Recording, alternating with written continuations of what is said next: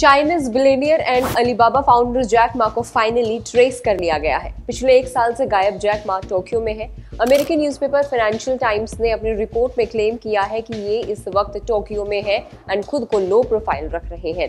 Hi, this is Bhavna and you are watching good returns. आज इस video में बताएंगे कि इतने बड़े बिलियनियर जो कि एक वक्त में चाइना के सबसे अमीर व्यक्ति हुआ करते थे, आखिर क्यों अपने ही देश से दूर लो प्रोफाइल जिंदगी जी रहे हैं, वो भी किसी दूसरे देश में।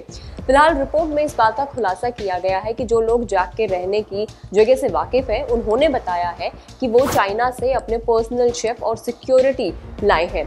दरअसल चाइनीज बिलियनियर एक ऐसे व्यक्ति थे जो खुलकर अपनी बात रखते थे। ऐसे में चाइनीज गवर्नमेंट की पॉलिसीज की आलोचना करने के बाद जैक जिनपिंग गवर्नमेंट के निशाने पर आ गए थे। ये भी बात सामने आई थी कि चाइनीज गवर्नमेंट उनकी हत्या करवा सकती है। सरकार ने मां की एक कंपनी एंट ग्रुप, जो कि दुनिया का सबसे बड़ा आईपीओ लाने वाली थी, उस पर भी रोक लगा दी थी। साथ ही कंपनी पर अरबों रुपए का जुर्माना भी लगा दिया गया था। इस पूरी घटना के बाद जैक मा गायब हो गए थे और उन्होंने खुद को पब्लिक अपीयरेंस से दूर कर लिया था। 2020 में उन्होंने आखिरी ट्वीट किया था और इसके बाद 2021 में उनका एक वीडियो सामने आया था जिसमें वो कह रहे थे कि पैंडेमिक खत्म होने के बाद हम दोबारा मिलेंगे। उसके बाद जैक गायब हो गए थे। अब जापान में मॉडर्न आर्ट सीन से जुड़े लोगों ने जानकारी दी है कि जापान में वो समय गुजारने के लिए वाटर कलर पेंटिंग करते हैं। चीनी सरकार के क्रैकडाउन के बाद मां को स्पेन और नीदरलैंड जैसे देशों में भी देखा गया था। 1 साल पहले नीदरलैंड से उनकी एक तस्वीर भी सामने आई थी। लेकिन ऐसा क्या हुआ कि इतने बड़े बिजनेसमैन ने ऐसा मूव लिया? तो चलिए इसके बारे में आपको बताते हैं। वो किस्सा आपको बताएंगे जिससे सारी बात बिगड़ गई थी।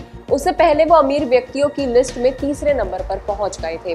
दरअसल हुआ क्या था कि जैक मा 24 अक्टूबर 2020 को शंघाई में एक प्रोग्राम के दौरान सरकारी बैंक से उनके सिस्टम की आलोचना कर रहे थे। उन्होंने कहा था कि चीनी बैंक फंडिंग के लिए कुछ गिरवी रखने की मांग करते हैं। इससे नई तकनीकों को फंड नहीं मिल पाता और नए एक्सपेरिमेंट्स रुक जाते हैं। उन्होंने फाइनेंशियल रेगुलेटर से इंटरेस्ट सिस्टम में बदलाव करने की भी बात कही थी। इतना ही नहीं, उन्होंने चीनी नियमों को भी राह में रोड़ा अटकाने वाला बता दिया था। वॉल स्ट्रीट के मुताबिक जब चीनी राष्ट्रपति शी जिनपिंग को जैक मा की ये बात पता चली थी तो वो बहुत ज्यादा नाराज हो गए थे और तमाम सरकारी एजेंसियों को उनके पीछे लगा दिया था। चलिए अब जानते हैं कि किस तरह चाइनीज गवर्नमेंट ने उन्हें तबाह कर दिया। पहले चीन ने अक्टूबर 2020 में जैक मा के एंट ग्रुप के $37 बिलियन यानी करीब 2.7 लाख करोड़ रुपीस के आईपीओ को रोक दिया था और एंट ग्रुप पर $2.8 अरब करीब 24,000 करोड़ रुपए का रिकॉर्ड जुर्माना भी लगा दिया था। फिर कुछ दिनों बाद ही चीन ने एंटी ट्रस्ट नियम बना दिया। इनके तहत अलीबाबा के खिलाफ जांच शुरू कर दी गई। इससे अलीबाबा के मार्केट कैप में 10 लाख करोड़ रुपए से ज्यादा की गिरावट आ गई थी। साथ ही उनकी नेटवर्थ थी, उसमें भी काफी भारी गिरावट देखने को मिली थी। आपको बता दें कि इस पूरी घटना से पहले जैक मा की इमेज काफी अलग थी। उनकी ई कॉमर्स और फिनटेक बिजनेस ये तय करते थे कि चीन के लोग किस तरह शॉपिंग करेंगे, कि कैसे खर्च करेंगे और कैसे बचत करेंगे। चीन टेक्नोलॉजी के चेहरे और चीन के अघोषित दूत के तौर पर जैक मा दुनिया भर में मशहूर थे। जैक दावोस जैसे इंटरनेशनल प्रोग्राम्स में लगातार जाते थे और खुलकर अपनी बात सामने रखा करते थे। कभी कंपनी के इवेंट में माइकल जैक्सन जैसे कपड़े पहनकर डांस करते थे तो कभी शॉर्ट फिल्म में अपने कुंग फू कौशल का प्रदर्शन करने लगते थे।